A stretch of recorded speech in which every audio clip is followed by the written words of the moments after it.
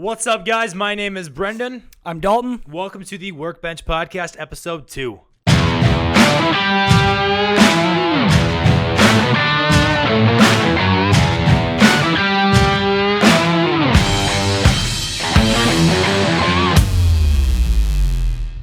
What's up, guys? My name is Brendan Harberts. I'm Dalton Katz, and this is the Workbench Podcast, where since me and Brendan met at the Workbench in preschool, we talk to people around Sioux Falls about what they're working on at this point. Today, I'm very excited to have on... My name is Kjergaard. Since Austin will not brag about himself, I am going to brag a bit about what Austin has done the last 10 to 12 years in his natural bodybuilding career. Austin was the first person in South Dakota to become a pro bodybuilder, first person to compete as a pro bodybuilder, first person to win money as a pro bodybuilder, and the first person to place top 5 in a pro world contest as a pro bodybuilder. Austin has won 2 shows, has won one runner-up, and 1 third placing. He got 5th place at the Worlds at Universe a few weeks ago. He owns Perform Right, which is an online coaching business for performance athletes and also general health. He's coached 4 people to natural pro cards and has helped numerous pro bodybuilders with posing and nutrition. He's also been competitive in state powerlifting meets and is a 2-time national qualifier. And last but not least, is going to school to become a dietitian. Austin, thank you so much for being on the show today. We're very excited to have you on. Awesome. Thank you guys for having me. I'm excited to be here.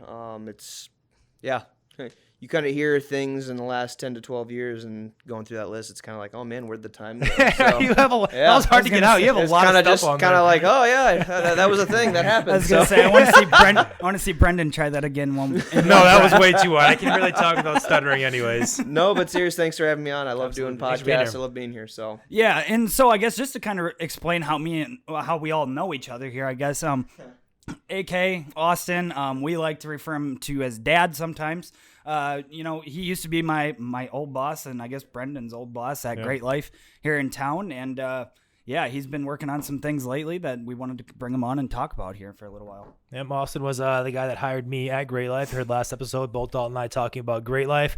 Austin, tell everybody what you do. So I'm a fitness manager at a place in Sioux Falls called Great Life Golf and Fitness, where we combine, just like we said, golf and fitness. One of the few people to start that journey. We have over a dozen fitness facilities and over 20 golf courses that we are affiliated with or own. And like both Dalton and Brennan said, being a fitness manager, I bring on trainers and I try to look for good quality people, not just on paper, but people that are just generally care about others. And Dalton and Brennan were no-brainers to hire. And I think it kind of goes to show the relationship that we were able to build, because they're no longer obviously, on the east side or working with me. They've moved on and they've actually grown further in their professions. And so it's just kind of nice. I think the 3 of us would agree that we like to surround ourselves with other people that just absolutely are motivated and are better at other things than one another, because that's what makes you better. So. Absolutely. Yeah, especially being in this part of the country. I guess you guys could probably testify too that the sport of fitness or bodybuilding and things along those lines don't always get the mainstream support in this part of the country that maybe other parts of the country see. So moving on, I guess, Austin, I would love to know what initially got you into bodybuilding and why did you start bodybuilding? Because as Dalton kind of just mentioned, it's not like it's a super popular thing in South Dakota and Sioux Falls in general. I mean, it kind of is with some people, but like bodybuilding itself, you don't think of South Dakota when you think of bodybuilding. So I'm curious to know what actually got you into bodybuilding and what made you want to be a competitive bodybuilder. Well, that's a great question. I was very blessed to grow up in a family that was really active. And so like my dad used to take me to the gym when I was a kid.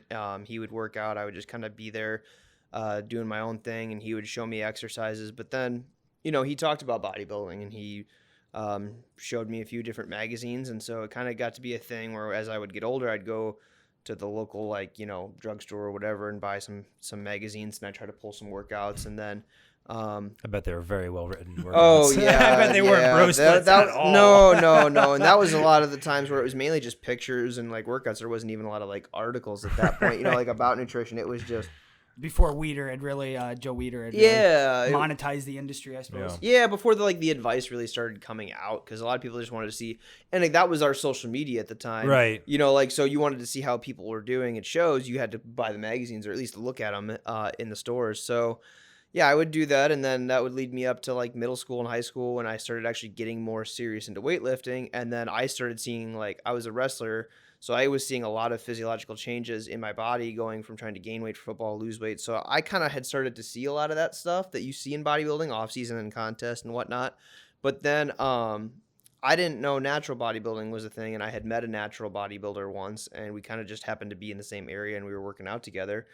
And then all of a sudden, I started seeing natural bodybuilding magazines, and I opened up the magazine, and there was a lot of articles, which again was something kind of different from what I was used to growing up. Absolutely. And those articles were put on by none other than Dr. Lane Norton and Dr. Joe Klemczewski, who are two very high Kings end of the industry. Yeah, The some of the originals. original originators, if not the originators, mainly Dr. Joe and Lane. They're both right up there with online fitness coaching, which is a huge market now. So it was a lot of things with, my dad, bringing me into the fitness kind of industry, just trying to keep me healthy and just be a good role model, into looking into magazines and then seeing that there was, there's a lot of avenues with bodybuilding. It's just like you had said, there wasn't a lot of people around locally that you could talk to about this. Just, some guys that were like, oh, I did a show in the 80s and that was about all that you had. And so I one show. And so what made you want to stay in the natural bodybuilding world as opposed to potentially going into, I guess, the more drug type it's just, bodybuilding world? That's a great question. I think guys that do that, like the high end, the Mr. Olympia and stuff like that, I think that's amazing. I have so much respect because it just wasn't a thing for me. I just didn't want to do that. I don't look down on someone for that. I judge a person on their actual character. Because I know a lot of people that have taken drugs in the past, and they're some of the nicest people in the world. Like, I judge people on their character, and I would never go that route. So I have even more respect for like the Mr. Olympia, because like I'm just not willing to do that, and they have the same hard work ethic. Plus, they're willing to go that route and put their bodies through all of that, and the amount of travel they do and all that stuff. So I have a lot of respect for them. It's just not something that I like wanted to do. When I met this natural bodybuilder, he had like the look that I had wanted. He looked like I would call it like a running back in the NFL. And then when he would cut down, he would look, still very similar to that, but like an anatomy chart. I'm like, that's what I want, because I was an athlete. So I kind of wanted to have that thick athletic look. But then being able to see all these muscle striations, I thought was just super fascinating. That you could still get the human body to look like that. For sure. With just minimal supplements and food. So. And that was the reason why I asked too, because I find that typically the misconceptions around, especially like the geared, I guess I would call it, bodybuilding, come more from people who have never really experienced the sport. Most natural bodybuilders you talk to, they respect those guys just as equally as their own competitors, but they just say it's a different thing. It's not the same thing. Whereas a lot of the criticisms to those freak shows comes from people who are undereducated about the sport. And they think like, oh, those guys take steroids. Like they don't have to do it. I could do that. It's all too if I steroids. was It's like, on no, steroids. you're not training 3 hours a day. You're not packing and eating pre-packaged or like pre-prepared meals every single like meal. It takes so much work. And to me, it just, I don't know. It goes back to what I said earlier, judging a person on their character, because when I first got into this, I think there was a dividing line of people like, oh, we can't associate with these people because they do this or that. Now I think it's changed a little bit, where you've got a lot of natural bodybuilders and non-natural bodybuilders. They get along, I think, better because they finally realize like there's a camaraderie. You still have to go through the suck of prep and training. You know what I mean? You do. Yeah. And like you both had said too, like at least in my case, I respect that. I respect, those big high level IFBB Mr. Olympia competitors, because I know the training and the dieting that they're going through, on top of they've got crazy travel schedule. And just because they're, maybe taking some performance enhancing drugs, like I've met a lot of those guys and they're super nice. Some of the greatest ambassadors of the sport, you know what I mean? And so to sit there and to say, well, I don't like this person because that's like, well, yeah, but this person's raising money for like charity funds and they're trying to promote the sport in a positive way. So how can you really hate that person? Or they're just providing for themselves and their families. Right. How can you hate that person's person? Job. Because they're doing something different than you. To me, it just doesn't make a lot of sense. And especially like when you're at the Mr. Olympia level, at least with bodybuilding, like those guys are all doing what they see is like an even playing field. So again, I look at them as the person, as the individual. But it was just something I just didn't feel comfortable with doing. I just didn't want to. And I I liked when I opened up that Natural Bodybuilding magazine, I liked how everybody looked, because it looked like, man, if I did this, if I like just trained this way and stayed dedicated like I've done in football and wrestling, I feel like I could achieve this look, you know, and you know, the other reason is I wanted to be looking like this when I'm 50 or 60. Right. You know, I don't want to get huge and then all of a sudden not, you know, and then just look emaciated by the time I'm 40 or 50. Right. I want to look. Or 30. Right. I want to look. look. Like, seriously, you see that a lot. It's very common as well. Yeah. I want to look at these guys in this Natural Bodybuilding magazine when I'm like 50 or 60. And so it was just, yeah, it's a slower process. Yes. But where's my rush? That's the way I had mine. Yeah, you knew you wanted to be competing at 50, so Right. why, if you want to hit your prime at that point, why rush it? Right. It's long term versus short term versus what you want to do and what your goals are. Like, if you want to immediately make money and be very competitive at the highest level, you're not going to do that as a 18-year-old natural bodybuilder. But if you're one of those genetic freaks and it's something that you can make a career out of, maybe you do look at doing the other route, where you can make a career out of that by the time you're 25. Exactly. And even with that, you know, if you look at some of the guys that have won the Mr. Olympia or placed really high at that level, they have been doing it for more than 10 to 15 years. So just because they are doesn't mean that it is overnight. Can they, you know, get bigger faster? Absolutely. But the ones that see the most success have been in it longer. Like, I look at somebody like Branch Warren and Jay Cutler. They had been in it for 20 years before they started or 15, 20 years before they started really getting up there. I'll give you the best example, and I just heard this the other day. Dexter Jackson, who's just turned out, so he turned 50. 50 years old. He's 50 years old. He's still doing it, and he is probably, no, not probably, he is statistically on paper the most successful bodybuilder. He's only won one Olympia, but he's won over 20 pro shows. Absolutely. So you can look at both routes and say, well, they can get there faster. They can, but that doesn't mean they're going to be as successful.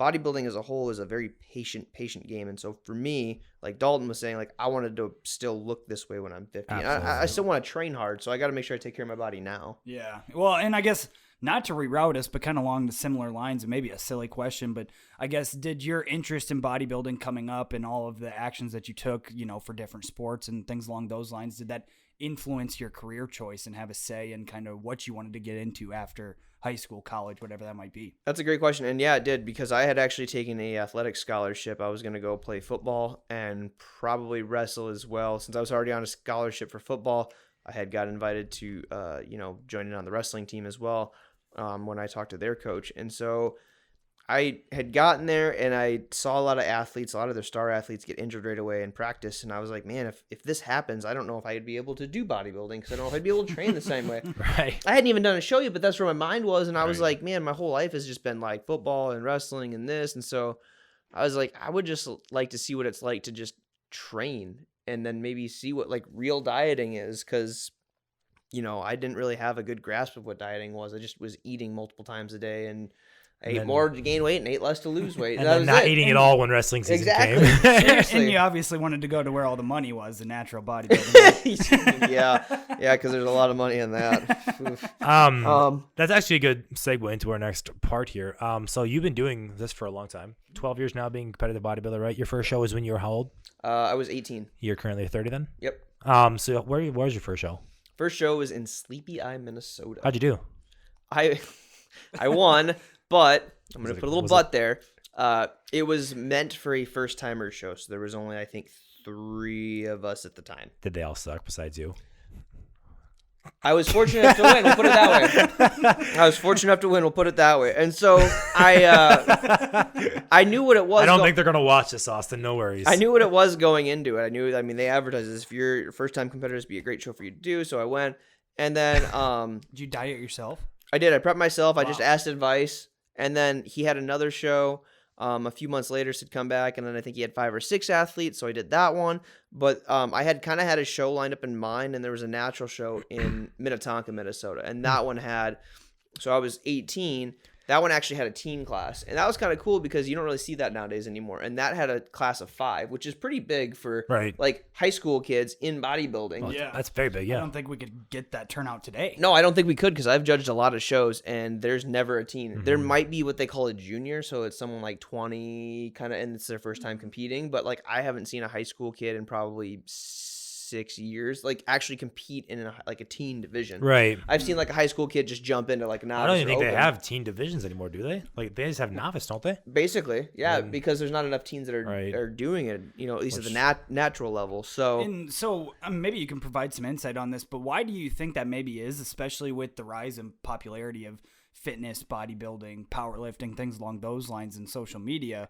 Why do you think that hasn't picked up with the teen crowd of wanting to jump into the sport? I think the blessing to that answer can also be kind of, I don't want to say a curse, but also kind of hinder why teens aren't. I think the blessing is as science has evolved so much with like nutrition, and because of social media, we're able to get that information out to people sooner. Right. And so I think with the science and nutrition, even the science and training, a lot of these high school kids now have access to things that I never did, that like professional research articles in specific bodybuilding and powerlifting, that a lot of the high school kids are actually doing more powerlifting right now because high school powerlifting is so much bigger across the country, which is great because a lot of these kids are going to nationals and doing powerlifting and they're learning proper form and technique.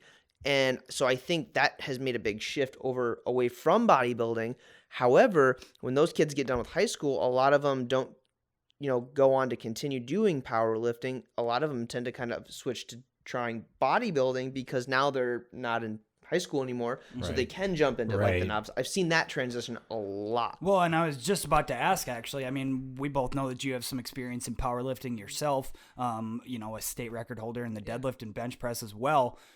How do you think that helped you transition into bodybuilding? And I mean, how do you think that would help other people doing the same? It helped me a lot because I actually, I was one of those kids. So when I just got done with our wrestling season, I was a junior in high school. We whipped together a team because there's 2 different meets, at least in South Dakota. You have the USAPL sanctioned state meet, and high school kids can do that. But then the high school organizations actually have their own high school state meet. And so that actual high school state meet was like a month after wrestling season. So my strength wasn't going to be there, but I was like, let's have a team, let's have fun. I think I ended up getting 3rd in my weight class or 4th. I don't remember, something like that. But we got 3rd as a team, and we just whipped together a team. So I thought that was really cool, and it was kind of like my first experience in a competitive lifting sport. So what that taught me was how to improve my form. And I've judged local high school meets, especially the state meet here in Sioux Falls, and I'm seeing a lot of these kids start to improve their form. So when I first started judging, there was no criteria. You had kids that were in bench suits and squat suits, and you had a kid that just didn't, they couldn't afford anything. You could tell they were like, can I borrow a belt? I don't have money for a belt. And so finally, in the last few years, they kind of just said, let's just keep it basic. So they go off of USAPL raw lifting, so knee sleeves and a belt. And the reason that's important is because I see these high school kids, now they're using, the proper equipment for them. It's teaching them to have better form. So what they're learning and what I learned has transitioned over to bodybuilding because that's that longevity we talked about. It taught me how to, execute exercises more efficiently, which has made me maximize my lifts in the gym, which has allowed me to build better muscle. Or at least improve on my muscle, allow me to change my shape better, and allow me to be injured less. And so that just made me a better athlete, and it's made these high school kids a better athlete. And I love it because, like I said, I've seen kids go on and compete at the national level because they got into powerlifting, and so they get that competitive edge. Right. But then when they're done, they're like, man, competitive powerlifting is so incredibly deep right now. I mean, you got guys weighing 164 pounds and they can deadlift almost 700 pounds off the ground. Which is just insane. So now you got a high school kid that goes from high school to open. Right. Or juniors, and even juniors in those weight classes are still pulling almost 600 pounds off the ground. It's a shocking world out there. It's insane, and I love it. I absolutely. But so they start dabbling into bodybuilding, and they see hey, I can do both. It was the same thing for me. I can do both. I don't really aspire to become a world powerlifting champion, but I love the sport, and I'll always do regional type of meets just because it's fun for me. Right. My main passion is bodybuilding, and I see some of these kids doing that. So it really helps them improve form, teaches them longevity, and just really gives them something to shoot for competitively because, I would say about half the kids at these meets, they're not in football or wrestling. They're just powerlifting. That's their sport. Which is cool. Which is really cool though, because it gives them something to do. Because not every kid's built to be a basketball player, wrestler, football player, and being able to still have something that you can be competitive in and be good at without having to be overly athletic is great. It opens up a whole entire category for people. Yeah, competitive outlets are so necessary for people's well-being, I feel like. There's people have a certain level of just natural competitiveness in them that you need to release on a certain amount of time just to make sure that you're not going insane, I feel like. Well, yeah, and I guess, Austin, you just bringing up a lot of different things about different things that you've seen, and I guess coming from a third-party perspective, obviously me and Brendan are from Iowa, so we haven't grown up in Sioux Falls by any means, but when I moved into the city here, I guess, there was really only a handful of people who were kind of being an ambassador for the sport. I know that's kind of a dirty word now because of social media, but you were definitely one of only a handful of people in town here who have been really an advocate on all levels, and you show that with different judging aspects, showing up at different shows just because you enjoy the sport. So you have a very unique perspective, I guess, is what I'm trying to get at. So I guess if you look back over your career, how has fitness, bodybuilding, powerlifting, the whole works kind of changed over the course of your career? It's expanded a lot. Again, that's something that could be attributed to social media. I will always bring up science because I think science has helped that. I think the two have intermeshed. And the reason I say that is, like, when I first started, like I said, like, I didn't know anyone that competed. I went to like every gym and asked, you know, anyone who's done bodybuilding or this or that? And you know, I think there was the gym I was at the time was just a local 24-hour gym. They had one person that had competed like 2 years ago, and then I found out later, like, as I started getting into competing, there was a guy like 90 miles north of Sioux Falls. He had been actively competing, but I didn't know who he was. I just had like bumped into him one time and had that conversation. So you're talking in a state of almost 1 million people. It's a small state, but 2 people that have actively competed in the last 5 years. And then before that, it was the 80s, because there used to be an old show called the Mr. Dakota. But obviously I was questionably born on whenever that last show was. Just a sparkle in your parents' right eyes. Yeah, so Oh my gosh. So probably had bigger quads than them all. so you take that, and then powerlifting, kind of the same thing. Like, powerlifting was okay. It was a pretty good size here, but not like it is now. I mean, there's just the amount of powerlifting and stuff that's expanded in the South Dakota and Sioux Falls area has been huge. Same thing with bodybuilding. So to kind of answer your question, we went from not having a show to having a show in 2012. It was a natural show. And then fast forward like 4 years after that, so 2016 we'll say, and we had 4 shows. You had 2 natural shows, and you had 2 NPC shows. And so it was kind of like, man, this is like really expanded. And then same thing with powerlifting. Like, when I did my powerlifting meet in 2006, when I was a junior in high school, I think there was 100 lifters at the time, and that was for all. I thought that was big. Mm-hmm. Yeah, I judged the high school meet. Was it last year or 2 years ago? And they had almost 300 lifters at the same meet that I had done 10 years ago. And that was statewide meet? That was a statewide meet. Now, thankfully... That's insane. Do they have more than one platform? Yeah. Thankfully, they've changed that up at the high school level now, that because I had talked to a lot of other coaches, and they all agreed there needed to be a qualification, because you have to qualify to go to state for wrestling. You have to qualify for state track. You got to make it through districts in basketball. So they finally had said, let's give some totals, and now they've, I think, capped it at 200, which is phenomenal. Still, like, but a lot of kids. They've capped it as high school, and then the state meet. They've had it in Sioux Falls here a few times and over in Rapid, but when they had it in Sioux Falls, it was tipped at rate 110 lifters, and most of those are adult lifters. So, and now something that people don't realize, Sioux Falls just this past August, had the bench press nationals. So you go from when I was starting this, there was like just the USAPL state meet. That was it. Yeah, it was like, I think it was like 40 lifters at the time, but now you're talking about 110, 200 plus high school kids, and we are so big now that we actually were able to host bench press nationals. And for people that don't know, you're talking hundreds of professional athletes that get paid for this. Yeah, that's awesome. That go to the Arnold, that go to Worlds. Absolutely. Like, people you'd probably recognize their names. Yeah, Yes. Who is the main driver behind that, bringing that to Sioux Falls? That was Jonah Leo, and that guy, I've known him for years. He is awesome. Decently strong guy. 3-time, I think maybe 4-time now, world bench press champion. Super guy, and he puts on great meets. I've done his meet when he's had it in here, Sioux Falls. Super smooth. So, I mean, you've got people like that help expand and help things grow. Same thing with the natural bodybuilding. I mean, because social media, we have such a fast way of getting stuff out to people. Now people are seeing how fun bodybuilding can be, meets can be. Now you have you have two different ways you can, Right.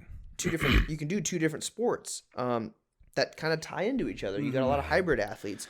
So it's expanded so incredibly much to go from no shows to 4 shows, to go from one big powerlifting meet a year, which brought in 40 to 60 lifters, to now you have a whole streamline of high school kids for meets, and you have this huge streamline for adults. And the other cool thing is now, since I started, we have had people go from high school to world competitions and represent Right. high school level. Same thing with adults in powerlifting, and now same thing with bodybuilding. We had no pros in bodybuilding to I'm not the only pro in this state. There's multiple pros now, and it's really booming. And again, I attribute that to social media and science, because science has allowed us to say, hey, you can do this, and here is the reason and the facts and the data why you can do this. Where before it was just, hey, here's a picture of a guy flexing in a magazine while he's doing a bicep curl. Cool. And it says eat chicken and broccoli. Like, we've just came so much more. We've evolved so much more. Well, and that might be even a good question too. Obviously, there's pros and cons to social media in the industry. I guess, would you say overall that social media has had a net positive or net negative on the industry, especially in the area, maybe specifically? That's hard. Do you think it's helped the sport, or do you think it's made the sport so much more accessible to more people that once everything becomes once something becomes popular, a lot of the bad parts of it get shown? Do you think that's happened to Sioux Falls? I think it's getting there. I think I would say up to about 4 or 5 years ago, it was in the net positive. Now I would say that we're kind of coming to that climax area of where it's starting to go on the downhill a little bit, just because you always have people that get really passionate about what they do, and so they dive into things. And what I mean by that is you had said something earlier, the term ambassador and lifestyle coach has gotten so watered down now, of people that just jump into something, and they got It's a trendy thing to do. They got 16th out of 16th, and they got some cool pictures, whether it was on the platform or on the stage, and now they're a coach, and they become an ambassador, or lifestyle coach, or whatever. And that's, I can appreciate their passion, and you got to start somewhere, but there's got to be some qualifications. There's got to be some things that in my opinion, that you need to be doing before you start taking over people's bodies. You know what I mean? Like, Yeah, Right. It's one thing to work on yourself. It's a whole nother thing to work with other people on those same yeah, things. especially when you're talking about things in the anatomy and physiology world. So that's where the social media, because it can inspire people, and it's not really social media's fault. I get that, because they're platforms. it's people's fault. Yeah, it's people saying, hey, I'm doing this, and then you got someone that just did a show or a meet, and they're like, I think I can be like that person, so I'm going to start. So I can appreciate the reason behind it. However, now everybody can do it, and everyone's doing this and that, and so it's oversaturated with a lot of stuff. So even though, like, we've had 4 shows in Sioux Falls, those shows are becoming smaller because people are like, Very quickly. Well, there's all these other shows that are on social media, so I'm going to go to those other shows. So in the Sioux Falls area, that's where social media can kind of hurt it, because it's like, we love competing in our hometown because it's our hometown, our family can see us, but there's a show 4.5 hours away, and when we're done with the show, we can go hang out at the Mall of America, or we can go to the Omaha Zoo, or we can go do something in like Texas, which is a cheap flight, Right. like, so a lot of athletes, same thing with powerlifting. There's a lot of people that, they're, because of social media, they're going to go try other things. So that can kind of hurt. Those are 2 reasons I think that social media can kind of hurt us locally, is, now everyone's being a coach, everyone's being a Fitspo person. And then from a competitive standpoint, everyone's like, well, there's other places nearby that have just as many competitors and just as tough of competitors, so we're going to go that way. And it's kind of tying into like the shop local thing. We hear like this a lot of times, like, shop locally. Well, it's so much easier to go get stuff on Amazon, because there's a bigger market. So I understand all these reasons. I would say we're kind of, like I said, at that climax where we're starting to test the waters of social media, I think, kind of hurting us locally, because now people are leaving. They're still competing. Like, I would say we probably got 40 or 50 people that compete between bodybuilding and powerlifting that I know of. Oh yeah. So that's huge compared to like 2 when I started. It's just those 40 or 50, they're branching out and they're doing things. And they have spent time getting their qualifications and putting their time in. And now a lot of those people are coaching. So they at least are going through those necessary steps to help people, So, question about that. I thought of this while you're talking about it. So when you get bigger groups of people doing something like that, you kind of have like cliques pop up or groups. and stuff. Yeah. And a lot of times that can become a negative thing if you're not in the right group and you're trying to compete, like in anything really. But let's just say bodybuilding for this example. So in Sioux Falls, since more and more people are doing it and there's more and more groups and cliques, and say, would you say that you've seen a lot of negativity when it comes to that? Like, well, you're not in this group or so you're just not going to place well.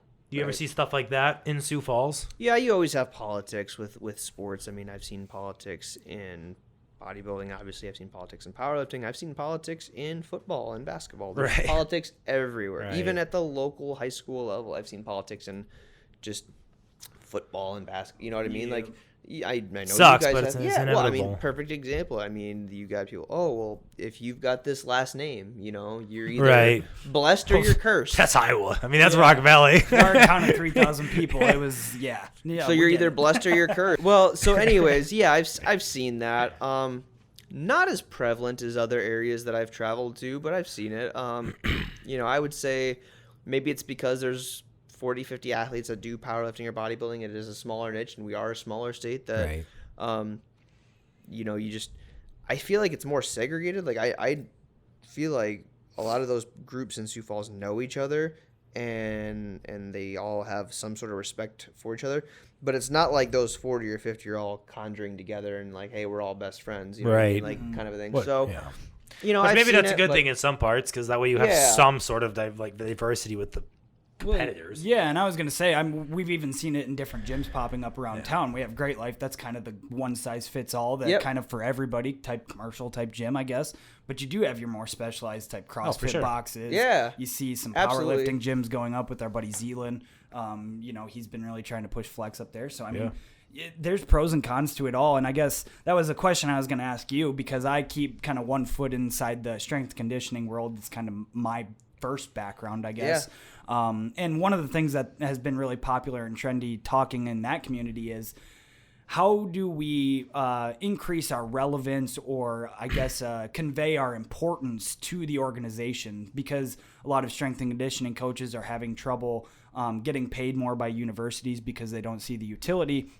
And they see it as kind of a oversaturated, underregulated thing where the barrier of entry is just too low. So kind of a similar problem you brought up with bodybuilding / powerlifting. How do you see, if any, way to potentially fix that?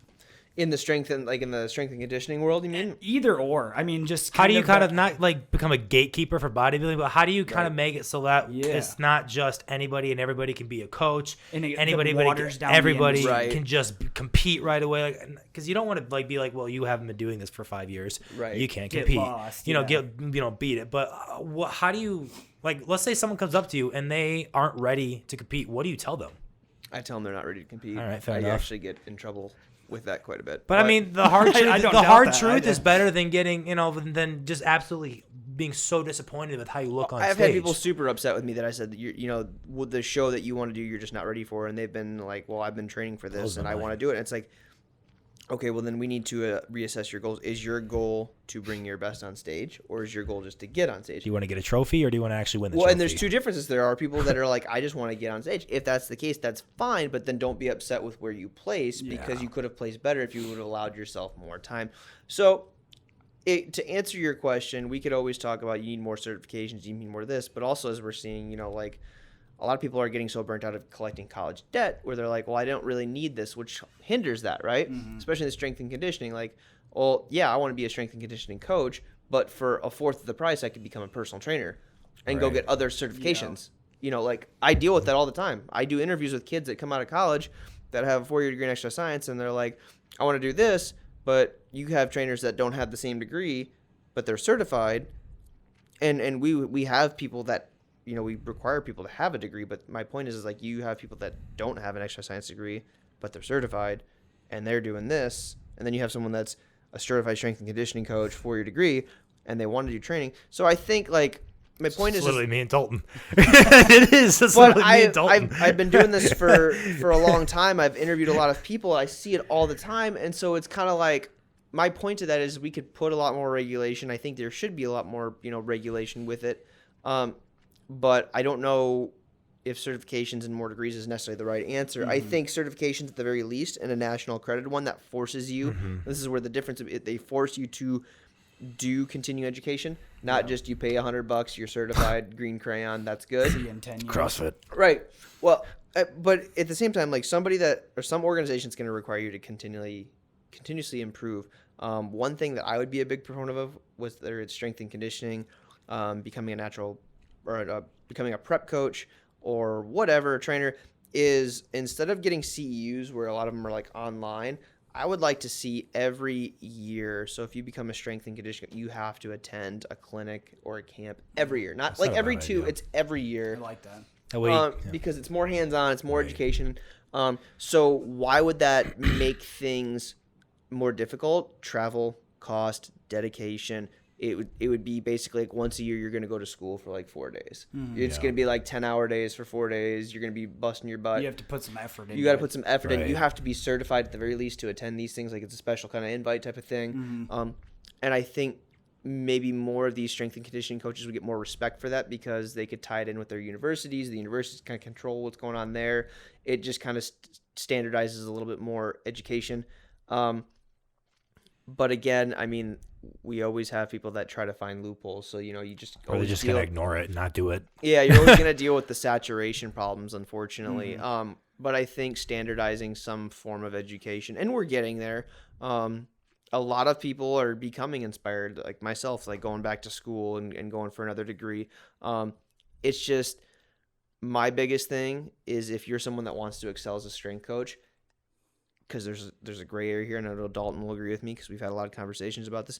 Ask yourself, what kind of strength coach do you want to be? Oh, yeah. Is it at a collegiate level? Because now you need to go get the necessary things. Or is it something like you want to be like a personal trainer and do your own formation of strength and conditioning? Because that will help you as the individual get to the path that you need to get to, and then those are going to answer your questions on what can you do to be more successful and be taken more serious. Is it going and getting a degree and then taking the CSCS exam? Is it becoming a certified trainer and then you're constantly doing your own type of continuing education where you're going to your own clinics, you're going and you're kind of getting your feet in more puddles of the water? You know what I mean? So you need to really ask yourself, what type of coach do you want to be? And then you need to figure out like what will separate yourself from the pack. And in my opinion, it's going to be education, and it will also be the amount of time. Gotcha. So yeah, and you got to find your comfortability level too, because at a certain rate, you are still selling yourself when you are a coach. So that's where too you got to realize what level of knowledge you're comfortable with putting out and selling to people, I guess, quote unquote.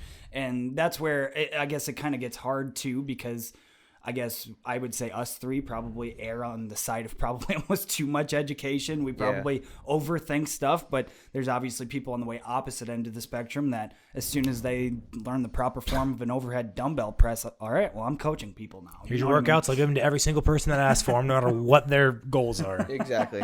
Yep. Awesome. Well, that's all very, very good information. Like, absolutely. That's very informative. It's been really cool to see the increase in bodybuilding, because I remember when I came up here in 2013, my brother had just competed in 2012. I judged him at that show. Austin actually judged me at my first ever show. He judged my conflict of he interest. guest posed.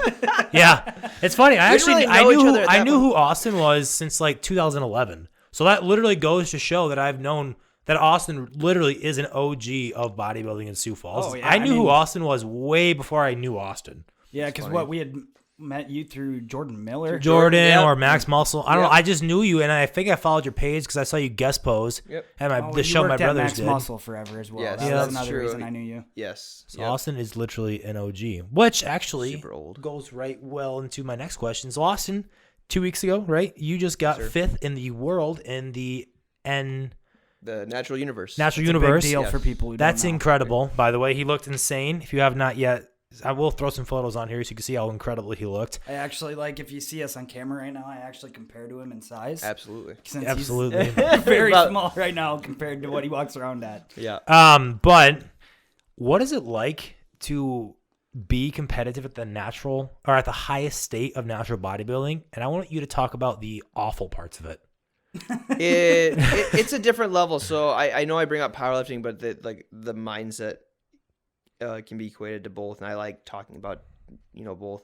So powerlifting, the reason I had said earlier is I don't really aspire to get at the world level is because you need to have a different mindset. Like you have to be willing to spend hours and hours in the gym, which I do love, but you're doing a lot of the same things over and over because it's your sport, right? And I know world champions and I know what it took them to get at that level. And so for me, I'm like, I'm just not passionate about that. But at the bodybuilding level, I am passionate. And here's why I bring that up and why it's important. Because it's so stacked in the powerlifting world, especially at Worlds, and it's so stacked with natural bodybuilding right now at Worlds. Like it's getting huge. It's the competitiveness is crazy right now at that level. So for me, that's my mindset. That's where I want to be in. And I'm willing to put forth the effort. I'm willing to go through the suck. And it is. So to get to that level, you have to remember other people have been pros for just as long as you. They may have better genetics than you. They may have just got everything going for them. So you could literally do everything in your power correctly and still not be where you want to be because it's a subjective sport and that person had the better genetics or they had the better this, and this, or they had the same mindset as you where they're going to work harder than you. You know what I mean? And so, and because they've been pros longer, they got more experience, they got whatever. So you have to just, your mindset needs to be at a whole new level. Like I was willing to, like I've always said this at any show I've competed in, but it tenfolded for Worlds. I would be willing to just go on stage, hit all my poses, and absolutely collapse on the ground with no breath left in me, knowing that I literally gave it all I had on stage. And I was willing to get to that point. Powerlifting helped me with that mindset because I would be willing to squat. I didn't care how much was on the bar. If I failed, I was ready and willing to let that bar crush me. I needed to get that fear out of me so I could do my lift no matter how difficult it was. It's the same thing with bodybuilding. Wrestling taught me that mindset. You know, I'm willing to have as little food as I need to go off whatever I need to do, to be as hard-minded as I need to be to get through this. And then when bodybuilding came, I'm like, whatever I eat in bodybuilding is going to be way more than I eat in wrestling. So that made that process, anything's more than nothing. That made that process a little bit easier. But at that level, I mean, so to give you an idea, some tangible things, I was training 6 days a week. Mind you, I'm a fitness manager. I manage 3 facilities. I do nutrition for the company. Brendan mentioned I go to school part-time. You don't live off sponsorships. I don't live off sponsorships. I do coaching and judging and all these things. But so I have all that personal stuff going on, but I work out 6 days a week. You know, I had certain step counts or walking that I was trying to get in to do like low impact cardio because, you know, when you get low, you want to maintain a lot of muscle. If you do a lot of high intense cardio, you know, you can maybe speed up some muscle wasting. So you don't want to do that. So try to find that happy medium. But then the posing, okay? Posing is huge in our sport. And especially at like a world level, these guys have been doing it for longer or they've been whatever. So I made sure I left everything out there. I hired friends of mine who I trust to take over my food, to take over my posing, because otherwise I'm going to get in my own head. And it was a blessing. And I was working up to, you know, like my calories were getting low, but I was getting a 2 to 2.5 minute poses with holding. For reference, it's hard to do. Try to flex your bicep for 30 seconds. And that's you in your current body weight and everything. I'll try to get down to Austin's body fat and try and hold any sort of contraction for 30 seconds. You will die. Yeah, and especially when you're on that low calorie. I guess that was where I wanted to go next is like there's a lot of unsexy parts about bodybuilding. Obviously, we see the sexy parts on Instagram and everything in between. Which is Austin in general. You know, the unsexy part of losing sleep towards the end. You lose your sex drive. Oh, man. I mean, you start losing everything. Yeah, so I guess I was just going to say, you know, obviously, especially once you get to that high level, especially in bodybuilding, there's a lot of suck going on. There's a lot of unsexy parts, obviously. You see the sexy parts once you get on stage, post that stage shot and everything in between. But one of the things that I guess that you had brought up that kind of sparked my interest there was, you know, P90X, insanity, and everything in between kind of got us so obsessed with confusing the muscle, and we constantly have to be entertained in our workout. Like all of a sudden the workout has lost its meaning.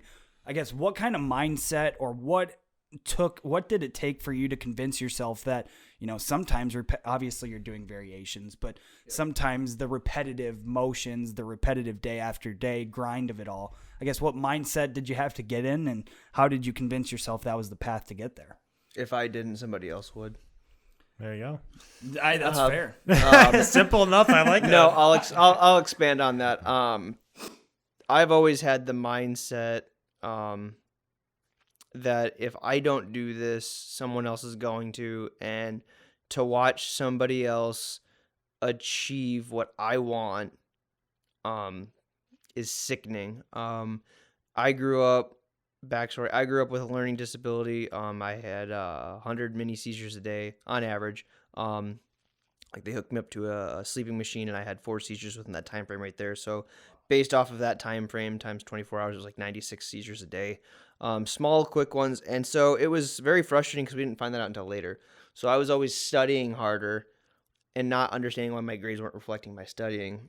And so I would see other people studying and getting the better grades.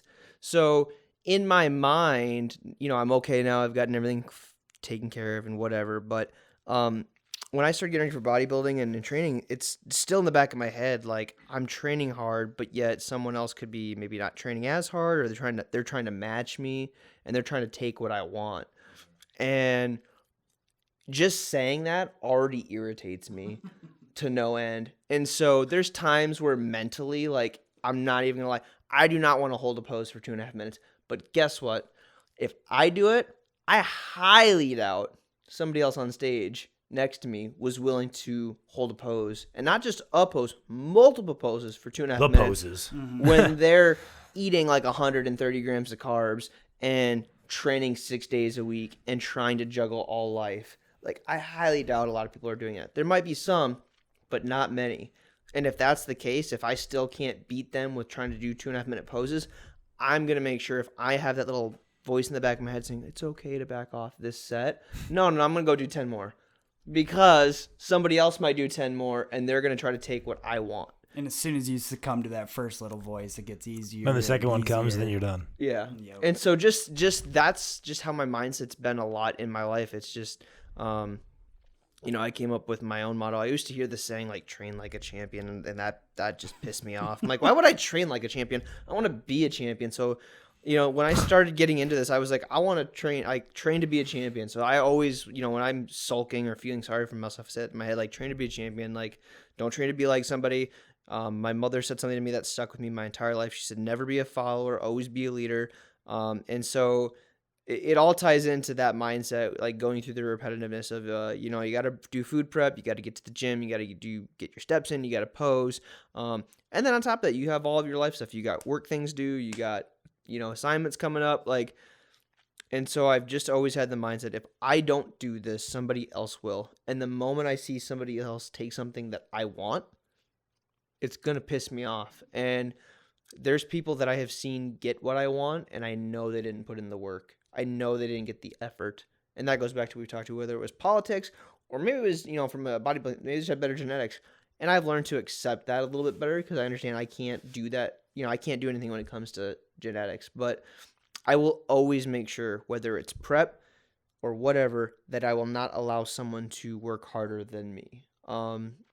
Because if they do, I have to live with that for the rest of my life. And that's why it pisses me off, because I just don't ever want to, I never want to have that feeling. I never want to look back and be like, man, I left a little bit on that table, and if I would have done this. Especially with the stuff that you can control, obviously. You can't control how the judge sees you. Right. You can't control your genetics, but anything you can control, you're on top of. And I sit here, and I say those things, and you're exactly right.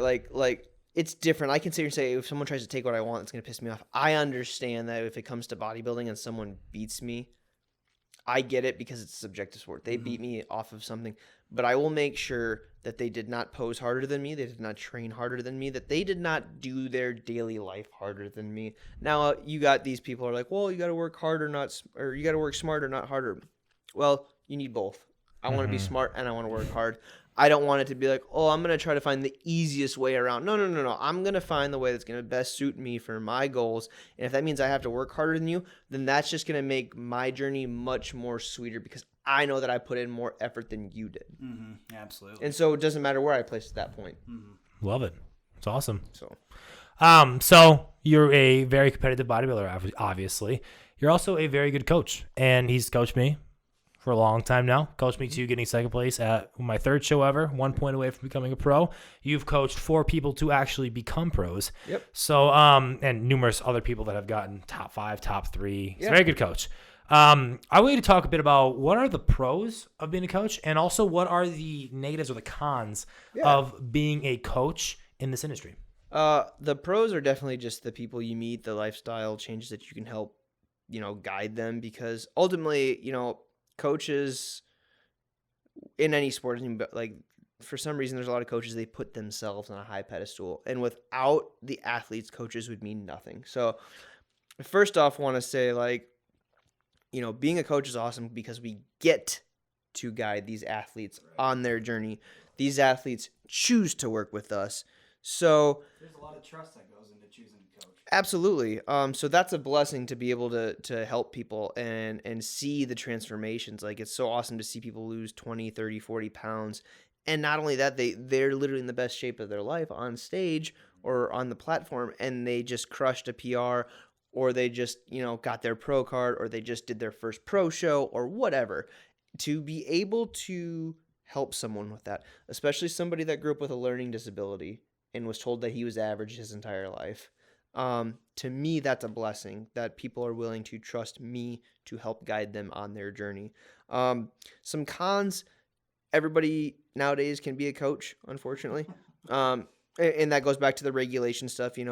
Somebody does something, it doesn't even have to be in bodybuilding. They do something, and now they're a lifestyle coach, and they have no background, no certification, no nothing. And I'm not trying to knock that. Like I said, I had to start somewhere. Everyone had to start somewhere, but it just oversaturates things, so it makes it harder to try to explain why you're different than somebody else that just got into this at a discounted price or whatever. There's just a lot of things that can be a con with that. And then also, what some people don't realize is, being a coach, you have to be well-versed in, psychology as well, because in bodybuilding, you're based off of your physique. Mm-hmm. So you could look phenomenal. You could have lost 30, 40 pounds. Nobody on, in the judging panel is going to know that you lost 30 or 40 pounds. And so, when you don't place where you want to place, your athlete might be very hard on themselves because I don't know, I put all that I had into this, and this is where I am at. And it's like, you as a coach need to be ready for that. And that can be a con, because if you're not, it can look bad on you. Well, how come I didn't place this? You had me do all these things, and you have to be okay with handling that responsibility. Right. But I think that can be changed. I think the cons can be turned into pros, because as long as you're being communicated with your athlete and you're explaining to them and putting them in the best situation and guiding them and giving the best advice possible, you can turn that con into a positive thing. But there's a big psychological background that you need to be ready for. And I'm not a psychologist. I if it ever got to that point, I would refer out to a true professional. But, you're going to get asked a lot of times, how do I look? How am I doing? And you have to really be ready to handle those professionally, because if you're not, it's going to come back at you. Yeah, I mean, me and Brendan were actually just talking about that before we recorded the first podcast the other day, and that was one of the reasons I never wanted to step truly deeper into the nutrition side of things, because I felt like it had almost turned into so much of a psychological game. Mm-hmm. And that was just something I guess I personally never wanted to deal with, because I guess maybe I'm just more stubborn than you, but I just go, this is the science. This works. Yes. You don't have to like it, but... You came to me because you wanted to know how. I mean, I don't know how to phrase it differently to you. So it's like I didn't want to get into people's heads with that, and that was just a personal thing for me. So going to the cons, there's a huge behavioral aspect when it comes to food and nutrition, especially in bodybuilding, male or female. There's people that just, they struggle with emotions and food or binge eating and things like that. So, that's an issue for a coach that they're going to have to deal with at some point. And again, that can be taken as a con, because it's like you said, if you're a coach, you understand, hopefully you do, the reason behind what's going on. And if your athlete's like, I can't control this and I can't do that, I'm just going to quit. Now, you know what I mean? It looks like you're not doing your job. But this goes back to why it needs to be regulated, and people need to be properly trained and whatnot, because you understand you kind of have to find out the reason why people are maybe binge eating during prep or why they're craving things. You have to be able to explain those things. Yeah, and it's a weird product to sell. I've always said this about training because it's not like a t-shirt or something where I go, you hand me $15, I hand you a t-shirt. Yep. This is like, you're paying me to give you essentially my knowledge I've worked on. Yep. And now you have to go do the work to make it happen. So it's kind of a weird product in that sense. It is a difficult product, and there can be, again, a lot of pros. You get to work with amazing people. You get to build relationships. Perfect example, how I met Brennan, how I met Dalton. I mean, we've all worked with each other. I've helped both these guys with different things. I've learned things from them.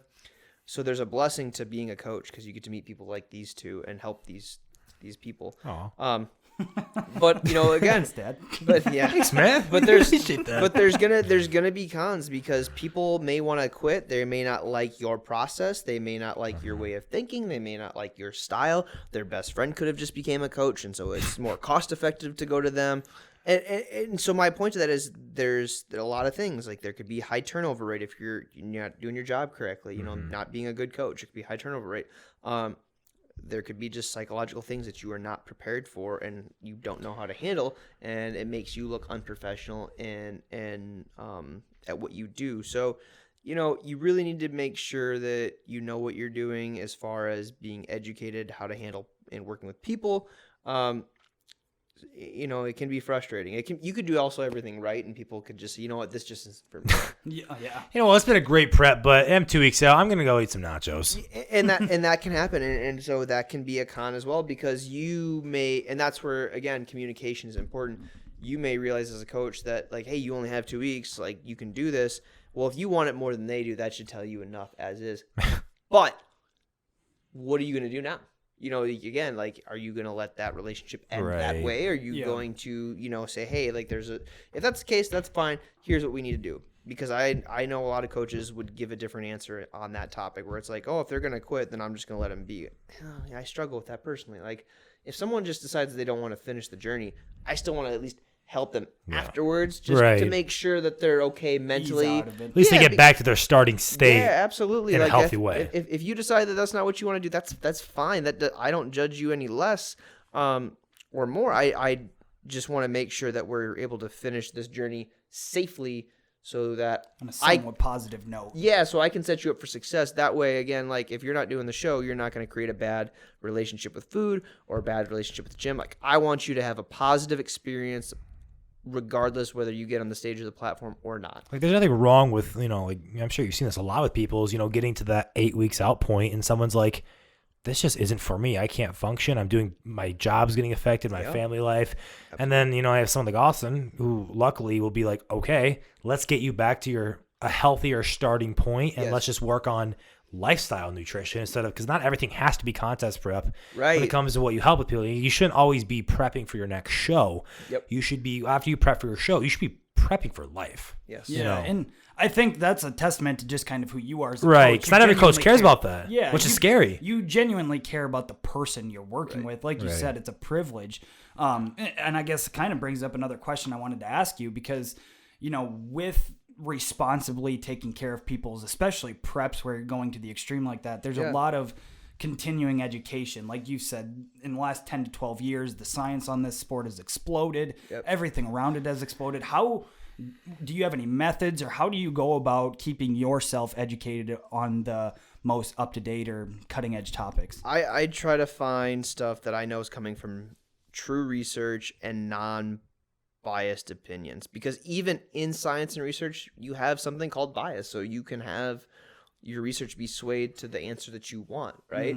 So I like to... Yeah, there's research to support every viewpoint. Yes, there is. There is. And so I like to try to find research that's just, we're going to look at this, we're not getting paid by anyone to find the answer that they want. We're trying to find the raw material. The answer. Yes, the answer. So, I do try to attend different camps and stuff put on by people that do research for a living. So there's a lot of you have Jeremy Loneke, you have Dr. Joe Komzeski. I don't think Lane does as much camps anymore, but you have people that are in the research. They're in the sports side of things, whether it's powerlifting, bodybuilding, CrossFit, or whatever. but they're these unique hybrids, these OG unique hybrids of like, hey, we actually train hard and do research. So I try to find people like that because they actually applied. Mike Zordos, perfect example. Eric Helms. These guys are living and breathing these athletic sports, and they're in there doing research, and they're putting on like continuing education camps. So I love doing stuff like that. Eric Helms, he's got a lot of cool books out there, and Mike Zordos and his team put out a really cool mass publication where they're constantly sifting through current research based off the sport athlete. So I like diving into things like that, but it's also because I'm so driven and passionate. I never thought I was his because I hated school because of my learning disability, because it was always harder for me. I decided a few years back to go back for a second degree.